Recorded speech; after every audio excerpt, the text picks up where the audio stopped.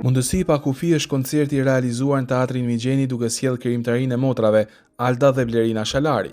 I ftuar special ishte aktori i Teatrit Kombëtar Dritan Boriçi, i cili kontriboi me një interpretim të veçantë.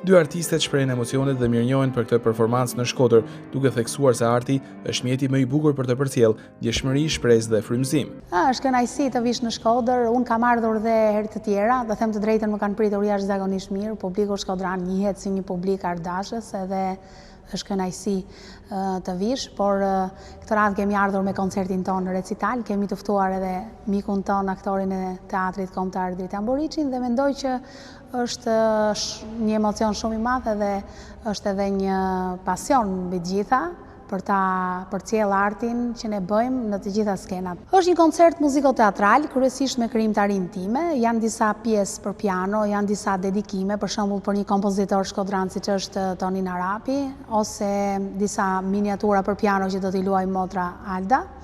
Më kryesorja e këtij koncerti është melodrama ime Homeriada, e cila ka shtektuar në shumë skena, e sigurisht nuk mund të mungonte edhe në Shkodër. Gjithmonë është kënaqësi, është emocion i veçantë, por është edhe një përgjegjësi shumë fisht kur interpreton pjesët e motrës.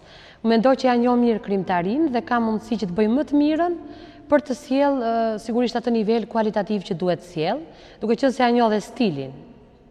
Mendoj që ja njoh në gjitha pikpamje. Është herë e parë në Shqipëri që realizohet një koncert i cili interpretohet në disa skena qendrore të Shqipërisë. Pra është një turne që realizohet për herë të parë.